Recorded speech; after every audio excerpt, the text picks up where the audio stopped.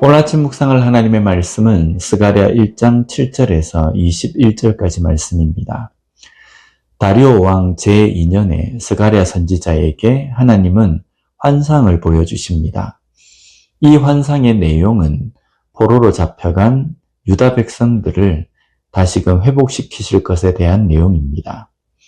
오늘 본문 7절 말씀을 보면 다리오 왕 제2년 11째 달 곧 스바두월 24일에 id도의 손자 베레가의 아들 선지자 스가랴에게 여호와의 말씀이 임하니라. 포로로 잡혀간 유다 민족 다시 예루살렘에 와서 성전 건축을 시작했지만 안팎으로 방해와 관심이 사라진 가운데 하나님은 스가랴 선지자에게 말씀을 전하십니다. 모든 민족, 모든 사람들이 하나님의 말씀을 들을 수 없고 깨달을 수 없을 때에도 하나님은 여전히 말씀하십니다. 그리고 그렇게 영적으로 혼탁한 시대에도 그 말씀을 들을 선지자가 있다는 것이 희망적입니다. 그 희망이 바로 스가랴 선지자입니다. 그는 영적으로 깨어서 하나님의 말씀을 듣고 깨닫고 그것을 전할 준비가 되어 있는 선지자입니다. 오늘날 여전히 하나님은 이 세대에 말씀하십니다. 그 말씀을 듣는 사람들이 있습니다. 그 듣는 사람, 깨닫는 사람 중에 바로 우리 자신이 그 한 사람이 되어야 합니다. 오늘 이 시대에 하나님은 무엇을 말씀하시는지를 듣고 깨닫고 선포할 수 있는 영적으로 깨어있는 우리가 되었으면 좋겠습니다.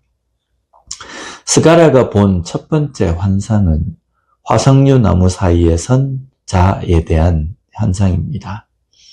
말탄 자들이 세상을 두루 돌아본 후에 붉은 말을 탄 자, 화석류 나무 사이에 선 천사에게 보고를 합니다.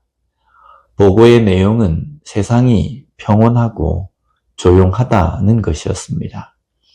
11절 말씀을 보면 그들이 화석류 나무 사이에 선 여호와의 천사에게 말하되 우리가 땅에 두루 다녀보니 온 땅이 평안하고 조용하더이다 하더라.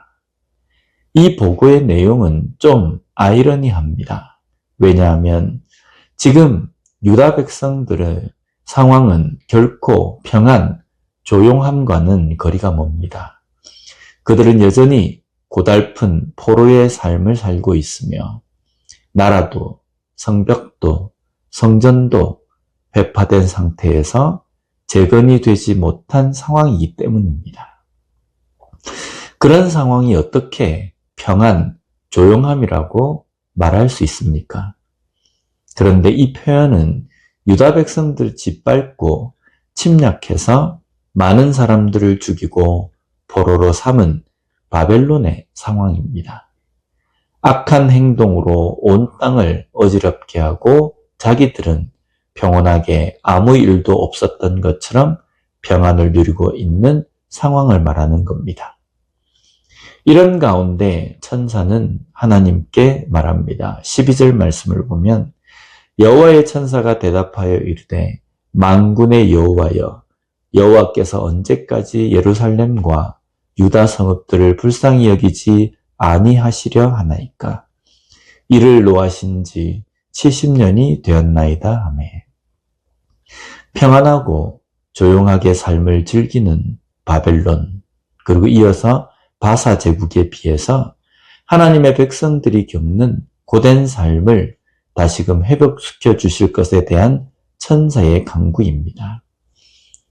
이로 하나님은 다시금 유다를 회복시키시고 바벨론과 이어 대권을 잡은 바사 제국을 심판하실 것을 말씀하십니다. 여기에서 우리가 한 가지 주의해야 하는 것이 있습니다. 이 환상의 이야기를 가만히 보다 보면요. 하나님은 하늘의 왕좌에 앉아 계시고 천사들을 세상에 보내서 천사들의 보고와 간구에 의해서 움직이시는 분으로 묘사가 되어 있습니다. 그러나 이것은 비유적인 표현입니다. 하나님은 하나님의 뜻과 계획으로 일을 진행하시는 분이십니다.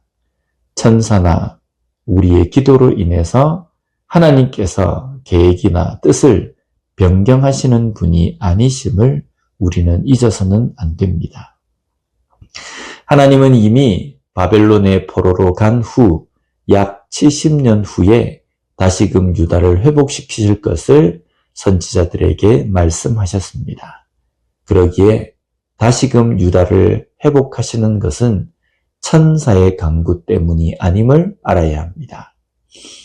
이어서 스가랴에게 보여주신 환상은 네 뿔과 네 대장장이에 대한 환상입니다. 이것은 유다를 어지럽히고 짓밟은 자의 상징인 네 뿔을 네 대장장이가 끊어서 흩뜨리는 내용입니다. 이것은 유다의 회복에 대한 내용입니다. 또한 유다를 괴롭힌 나라에 대한 심판에 대한 내용이기도 합니다.